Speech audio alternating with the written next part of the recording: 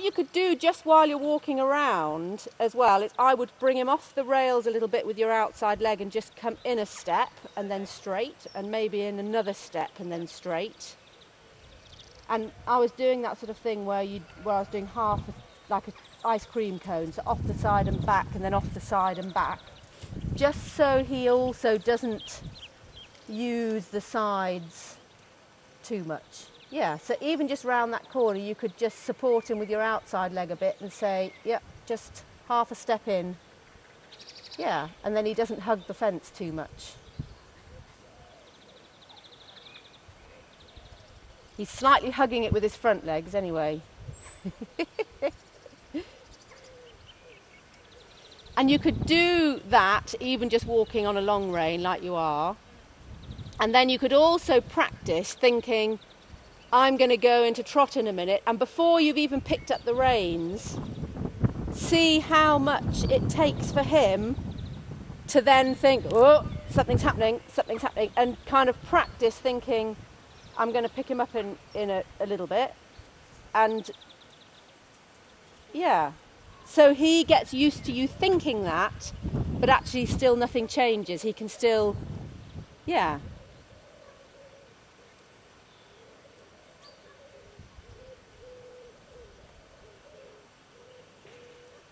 But I would definitely bring him off the rails to ask him to trot, so that he doesn't, because he's just on the other rein, it's more obvious. He's just mildly shoulders on the fence like this. Yeah. And that's really exaggerated.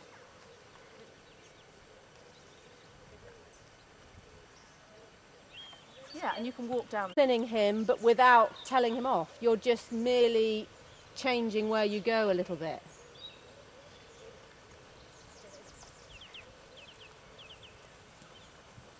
Gone up 5 years and I'm left behind.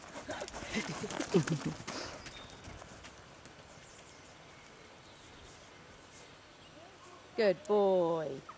Good. And I don't know if you noticed, I was patting him even when he'd done little hops, but I was patting him because I felt he was trying to do what I wanted. And in a way, you know, he needs to think it's okay, because he probably knows it's a little bit cheeky or it's not quite right. That's better. That's it. So, you know, just pat him when you. That's it. I wouldn't worry. And, you know, he's very, very sensitive. And don't forget, he was a bit cross when I sat on him. And swinging his tail. Mm. His tail doesn't look cross, though. That's it. That's it. And that was the thing, is I was trying just to see if he'd just, like, bring his nose up a little bit. I don't mind if his neck's down, but just so his nose isn't beyond the vertical, because that's where it used to be a lot. It used to be behind a lot. That's it. And like I did, you know, I wouldn't worry too much if he loses his outline for a few strides, or, do you know what I mean? Because that's the thing with... That's it. Good.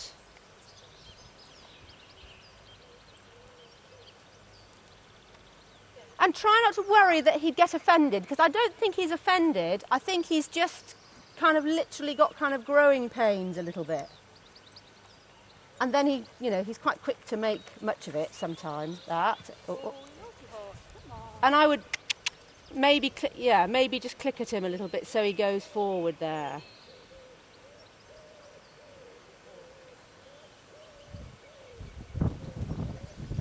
That's it. And if he stops going forward, just change diagonal and sort of look to the outside or something so he... Good boy. Good boy, well done.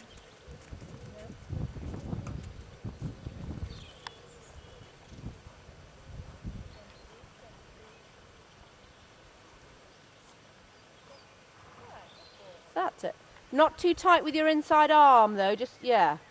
Because in training all the time, you want him to be an upper gear and trot and then up to canter. Just let him, yeah, so that's it. Good. This, I mean, it's loads better as transition. That transition was good, wasn't it? Mm.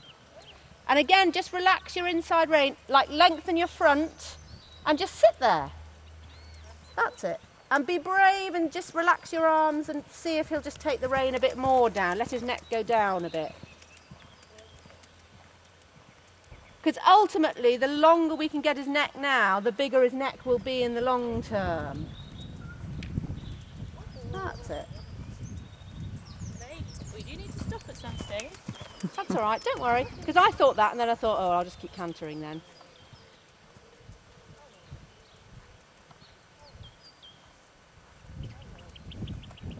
That's it, because he wants to stretch into trot. So make sure you put his neck down before you ask him to trot.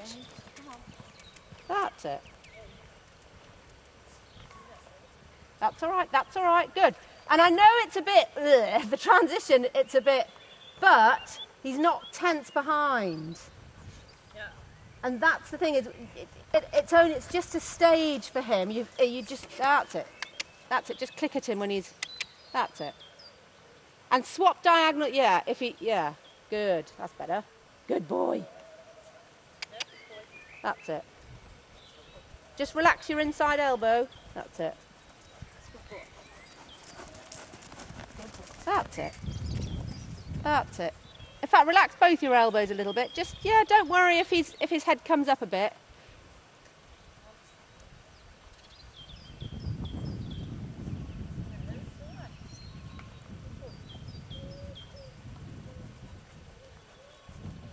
That's it, yeah, and give a bit. And then, yeah, even let him go into canter with his head, like his neck, stretched a bit more.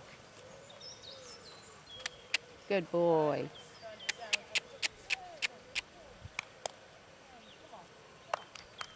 Don't worry.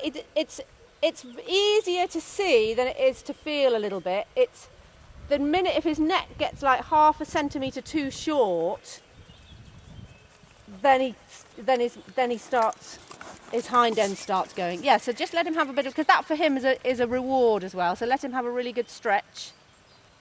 That's it, even more. That's it. That's it.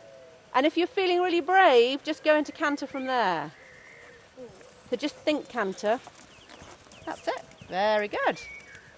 That's it.